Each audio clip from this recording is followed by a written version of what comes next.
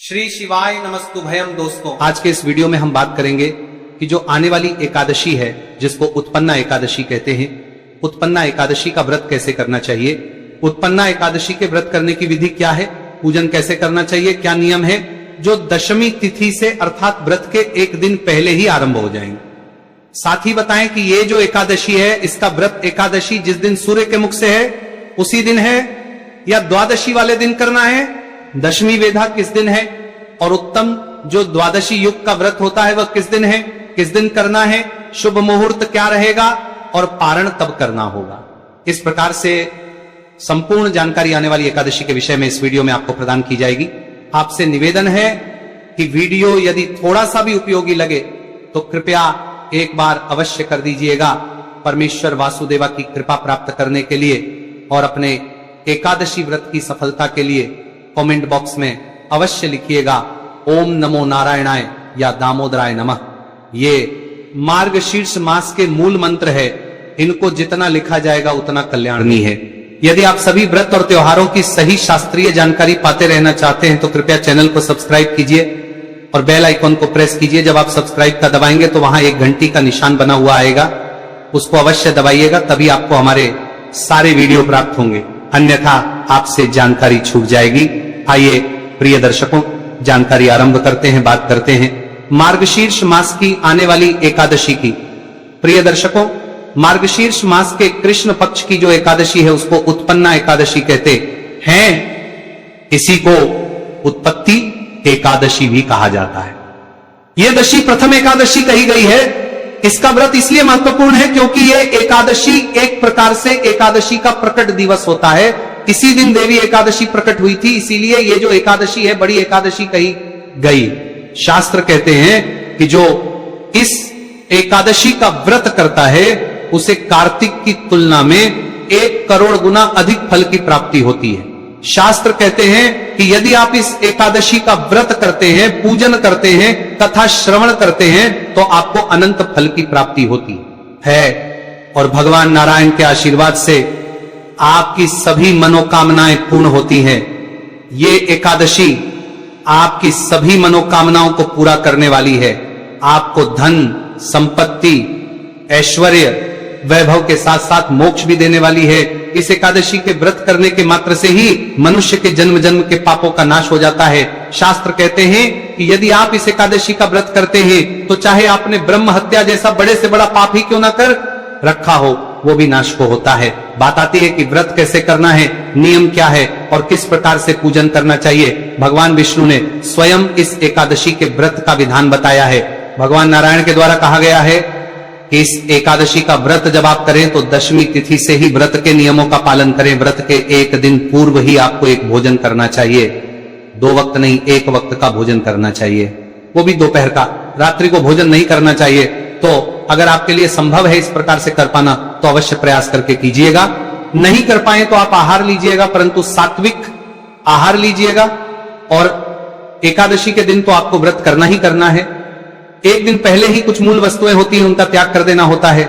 जैसे कांसे के पात्र का प्रयोग कहा गया है कि त्याग देना चाहिए, कांसे के पात्र का प्रयोग नहीं करना चाहिए। हरी पत्तेदार सब्जियों का प्रयोग वर्जित कहा गया है, इसीलिए उसका प्रयोग भी आपको नहीं करना चाहिए। व्रत के एक दिन पहले ही आपने लहसुन, प्याज आदि का त्याग कर देना चाहिए। और जो लोग मांस, मदिरा आदि खा के व्रत करते हैं, अर्थात जो लोग मांस, मदिरा आदि का सेवन करते हैं और एकादशी आने पर व्रत भी करते हैं, तो उनको भी उसका त्याग एक दिन पहले करना चाहिए।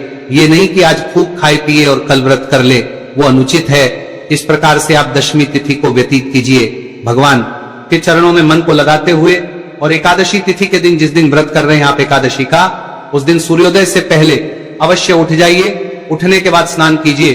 अब यूं तो भगवान नारायण कहते हैं कि इस दिन आपको माता तुलसी की जड़ों में जो मिट्टी होती है ना, उसका लेप लगा के स्नान करना चाहिए, बड़ा कल्याणकारी होता है। माता तुलसी जहां पौधा लगा रखा हो, उनकी जड़ों में जो मिट्टी हो, मतलब उस पौधे में जो मिट्टी हो, उसके नीचे उस मिट्टी को पूरे शरीर पर लगाकर और फिर आपको स्नान करना चाहिए। आपके लिए यदि संभव है तो इसको अवश्य कीजिएगा, बड़ा कल्याणकारी है। जिनके लिए संभव नहीं है तो बताऊं आपको कि आप उसमें उपटन मिलाकर लगा लीजिएगा, अत्यंत ही पुण्यदायी कहा गया है। भगवान नारायण के द्वारा यह विधान कहा गया है, ध्यान दीजिएगा। इस स्नान की विधि भगवान नारायण के द्वारा ब्रह्मदेव को कही गई है। यह स्नान आपको करना चाहिए। शास्त्र कहते हैं कि संभव है तो इस दिन आपको पवित्र नदी में स्नान करना चाहिए।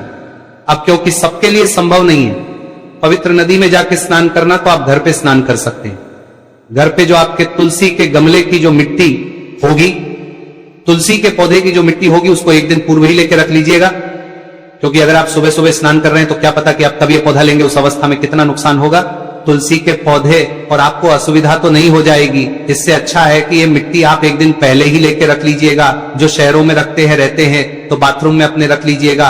जब अगले दिन आप स्नान करें तो थोड़ी लगा लीजिएगा, क्योंकि इसका फल भगवान नारायण ने बहुत उत्तम कहा गया है। जो इसको ना निभा पाए वो उपटन लगा लीजिएगा, और जो उपटन भी ना लगा पाए तो आप गंगा जल युक्त जल से स्नान कीजिएगा। जो आप जल भरेंगे बाल्टी में या टब में नहाने के लिए, उसमें गंगा जल भर लीजिएगा। पहले थोड़ा गंगा जल डालिएगा, फिर शुद्ध जल भरिएगा और फिर उससे आप स्नान कीजिएगा। मां गंगा का स्मरण करते हुए, देवताओं का स्मरण करते हुए। ये स्नान की विशेष विधि है जो भगवान विष्णु द्वारा कही गई है। स्नान आदि से निवृत्त हो के स्वच्छ वस्त्र धारण कीजिए।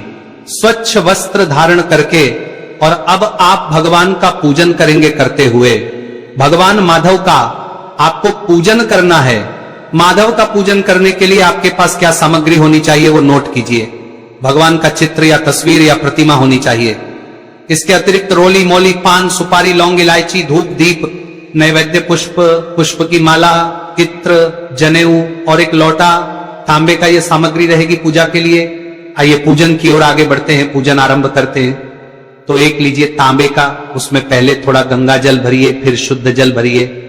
एक फूल के द्वारा जो आपका पूजा का स्थल है ना, जहां बैठ के आपने पूजन करना है, और जो सामग्री आप लाए हैं उस सामग्री पर और उस स्थान पर जल के छींटे दीजिए, जिससे कि वह स्थान शुद्ध हो जाए, वह सामग्री पवित्र हो जाए, भगवान को अर्पण योग्य हो जाए।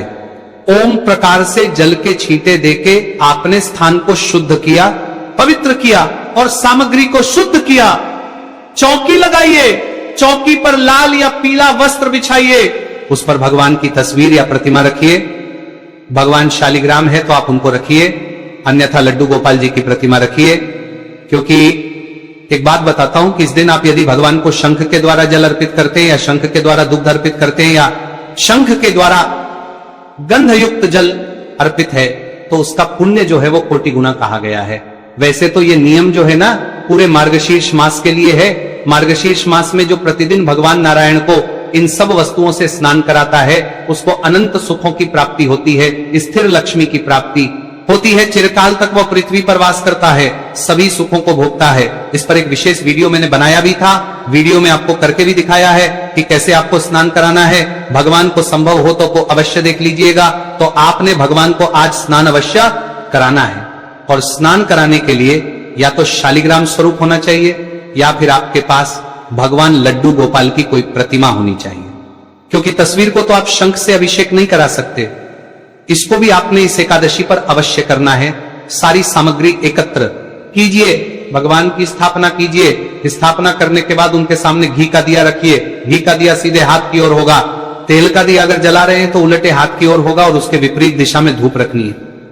स्थापना करने के बाद अपने सीधे हाथ पे जल लीजिए चम्मच से, और हाथ धो लीजिए। अब आपने जला अश्विनी करनी है। एक एक मंत्र पर एक एक चम्मच जल अपने सीधे हाथ पे लेके ग्रहण करना है, अर्थात पीना है। मैं मंत्र बोलता हूं, ओम माधवाय नमः, जल लीजिए, पी जाइए। ओम केशवाय नमः, जल लीजिए, पी जाइए। ओम नारायणाय नमः, पी जाइए, जल लीजिए। ओम हर्षिकेशाय नमः, हाथ धो लीजिए। हाथ धो के अपने आप को तिलक कीजिए, मौली बांधिए, सामने रखे दीपक को और धूप को प्रज्वलित कर दीजिए। व्रत पूजन का संकल्प करने के लिए सीधे हाथ पर जल लीजिए। पुष्प लीजिए, 1 रुपए का सिक्का दक्षिणा के रूप में कम से कम रखिए, अधिक जो रखना चाहे रखिएगा। 3 बार बोलिए, ओम श्री विष्णु, ओम श्री विष्णु, ओम श्री विष्णु।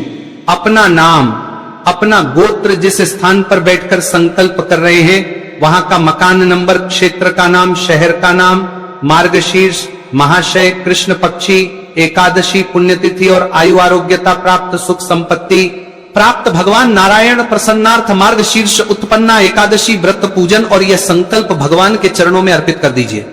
संकल्प करके भगवान का पूजन करेंगे। पूजन करने के लिए सबसे पहले पाद्य अर्घ्य आचमनी देंगे भगवान को। तो आप क्या कीजिए, एक एक चम्मच जल भगवान को अर्पित कीजिए। एक एक मंत्र पर भगवान की प्रतिमा का पूजन करेंगे तो बहुत उत्तम है। प्रतिमा ना हो तो तस्वीर पर अर्पित कीजिएगा। उनके सामने एक कटोरी रख दीजिए या कोई और पात्र रख दीजिए, उसमें जल अर्पित कीजिएगा जिससे जल इधर उधर ना फैले। ओम नारायणाय नमः पद के रूप में एक चम्मच जल अर्पित कीजिए। अर्घ्य के रूप में भगवान नारायण को शंख से अर्घ्य दीजिए। आप शंख लीजिए और भगवान को शंख से अर्घ्य दीजिए। ओम नमः शिवाय, ओम नारायणाय नमो नमः जलाचमनी कराइए। भगवान को अश्वनी के लिए एक चम्मच जल लीजिए, अर्पित कीजिए। अब भगवान को स्नान कराएंगे आप। स्नान कराने के लिए पहले शुद्ध जल लीजिए, गंगा जल युक्त जल, उससे स्नान कराइए। स्नान कराइए शंख से।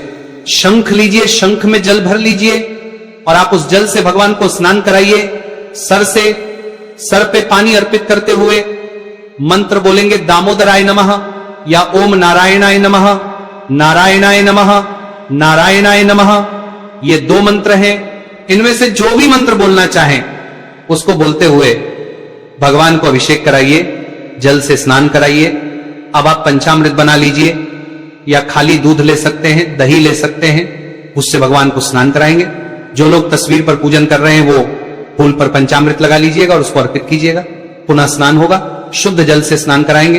तो इसमें आप गंध युक्त जल ले सकते हैं, अर्थात जल में थोड़े से पुष्प डाल लीजिएगा या सफेद चंदन है तो वह डाल दीजिएगा। उसको शंख में भरिएगा और फिर भगवान को अर्पित कीजिएगा। से भगवान को वस्त्र अर्पित करेंगे। वस्त्र के रूप में मौली का टुकड़ा तोड़ के अर्पित कीजिएगा। लीजिए, तिलक कर लीजिएगा, फिर भगवान को अर्पित कीजिएगा। यज्ञ पवित्र अर्पित कीजिए भगवान को। यज्ञ पवित्र चढ़ाने के बाद इत्र अर्पित, इत्र को फूल पर लगा लीजिए और भगवान को अर्पित कीजिए। इत्र आपने अर्पित किया भगवान को। अब आप भगवान को तिलक लगाइए, से तिलक कीजिएगा। तिलक कीजिए, भगवान को प्रेम से तिलक कीजिए। तिलक करने के बाद पुष्प अर्पित करेंगे। फूलों की माला है तो माला पहनाइएगा, पुष्प अर्पित कीजिए, माला, धूप दिखाइए, दीप दिखाइए। ओम नमः दामोदराय नमः धूपम दीपम दर्शयामी। धूप दीप दिखा के नैवेद्य अर्पित कीजिए। अवैध के रूप में फल है तो फल अर्पित कीजिए। मिठाई है तो मिठाई चढ़ाइएगा, अन्यथा मिश्री लीजिएगा, अर्पित कीजिएगा। ओम देवाय नमः, श्री रामोधराय नमो नमः, वैद्यम समर्पयामि। गुरु, एक चम्मच जल लीजिए, एक चम्मच जल लीजिए, एक चम्मच जल लीजिए, भगवान को अर्पित कीजिए। समर्पयामि, पान का पत्ता लीजिए, उस पे 2 लौंग, 2 इलायची सुपारी रखिए, वह भगवान को अर्पित कीजिए। ओम नारायण दक्षिणा अर्पित कीजिए भगवान को और हाथ जोड़ के नमस्कार कीजिए। यह आपका पूजन होगा। पूजन के बाद अब आपने कथा सुननी है। इसकी कथा बड़ी कल्याणकारी है, कथा अवश्य सुनिएगा। सही कथा सुनने के लिए यदि आप चैनल पर नए हैं तो सब्सक्राइब करते जाइएगा, क्योंकि आप जानते हैं कि ये एक प्रतिष्ठित ज्योतिष संस्थान का चैनल है और हम यहाँ पर वही कथा सुनाते हैं जो संस्कृत में वर्णित होती है, पुराणों में भगवान के द्वारा लिखित होती है। तो उत्तम चैनल को सब्सक्राइब कीजिए। कथा सुनेंगे, कथा के साथ आपको विष्णु शास्त्र नाम का श्रवण करना चाहिए। फिर आपको आरती करनी है। आरती करने के बाद नियमों के अनुसार दिन को व्यतीत करना है। सायंकाल को कीर्तन करना चाहिए, बड़ा कल्याणकारी होता है। कीर्तन के लिए ना जा सके तो कीर्तन विशेष हमारा वीडियो देख लीजिएगा। उन स्त्रोतों को सुनने से आपको कीर्तन का फल प्राप्त होगा। रात्रि जागरण की महिमा एकादशी के व्रत में बहुत अधिक है। रात्रि जागरण अवश्य करना चाहिए। कुछ पाठों को श्रवण करते हुए या कीर्तन करते करना चाहिए। ऐसा नहीं कि आप टीवी आदि देख के बिताएं समय को। भगवान का भजन करते हुए रात्रि जागरण करना है। कम से कम 1 बजे तक तो करें ही करें, 4 बजे तक कर सकते हैं तो बहुत उत्तम रहेगा। रात्रि जागरण करें और अगले दिन पारण करेंगे।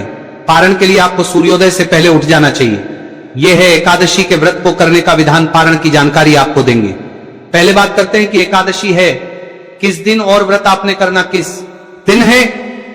तो प्रिय दर्शकों, ये मार्गशीर्ष मास के कृष्ण पक्ष की जो एकादशी तिथि है उसकी शुरुआत हो रही है 15 तारीख को 2:37 पर और ये समाप्त हो जाएगी 16 तारीख को 4:47 पर। ऐसे में सूर्य के मुख से 15 तारीख